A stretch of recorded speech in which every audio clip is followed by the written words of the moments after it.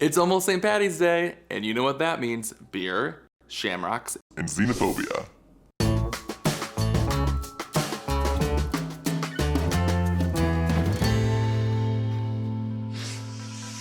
Yay! St. Patty's Day is just a few days away. And you know what that means? Lots and lots and lots of drinking. I thought I hated Guinness beer, and I was like not looking forward to doing this, and then I took a sip and I'm like, maybe my taste buds have evolved, maybe I'm maturing, but it's kind of delicious. I've had like 3 sips and I'm almost feeling it, I think, a little bit. If you're an American, there's a very good chance that you celebrate St. Patrick's Day very differently than centuries ago in Ireland. You're probably used to seeing a ton of police and firefighters and civil service workers in St. Patrick's Day parades in cities like New York and Chicago and Boston.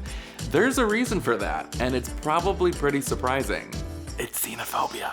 It has to do with xenophobia. But more on that in a second. So St. Patrick's Day goes back to Ireland. The Irish celebrated it because they were celebrating St. Patrick bringing Christianity to Ireland. So obviously the holiday has its religious roots, but here in America we celebrate very differently because we celebrate with beer and wearing green and more beer.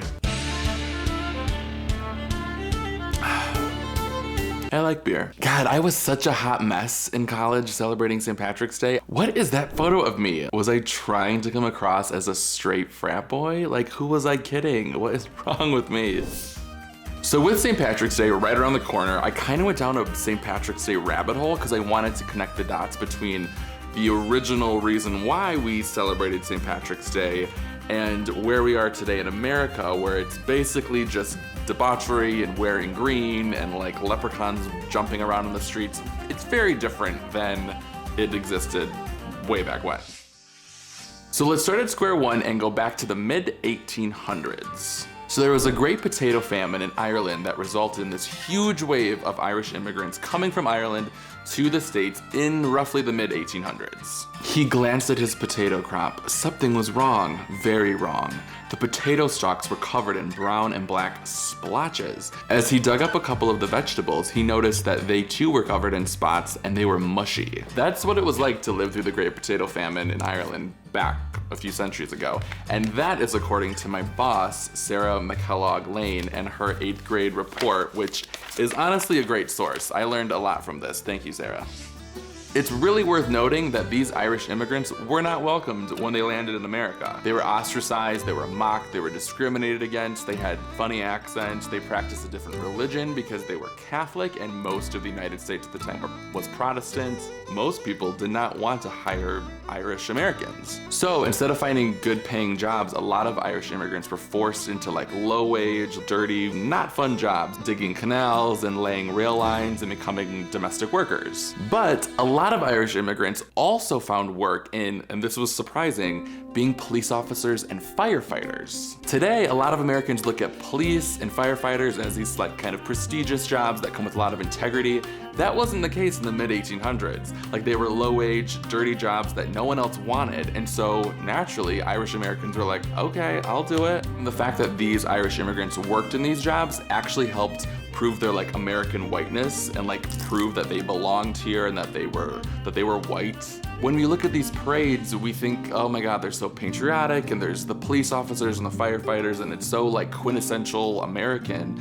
But in actuality, a lot of those early Irish immigrants were forced into those jobs as police officers because of American xenophobia, because Americans that were already here didn't want them working in other positions. That's just crazy to me. I'm gonna drink to that. This is from the Boston Globe from a few years ago, discussing that era in American history. In the popular press, the Irish were depicted as subhuman. They were carriers of disease. They were drawn as lazy, clannish, unclean, drunken brawlers who wallowed in crime and bred like rats. Why does that sound so familiar? God, And here's what History.com had to say about that exact same era. The refugees seeking haven in America were poor and disease-ridden. They threatened to take jobs away from Americans and strain welfare budgets. They practiced an alien religion and pledged allegiance to a foreign leader. They were bringing with them crime. They were accused of being rapists.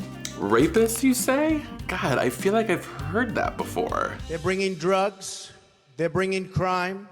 They're rapists. Oh, that's right. Xenophobia in America tends to use the same exact playbook regardless of who the victims are. It doesn't really matter if we're talking about African immigrants or Muslims or Mexican immigrants or Syrian refugees or the Irish back in the 1800s.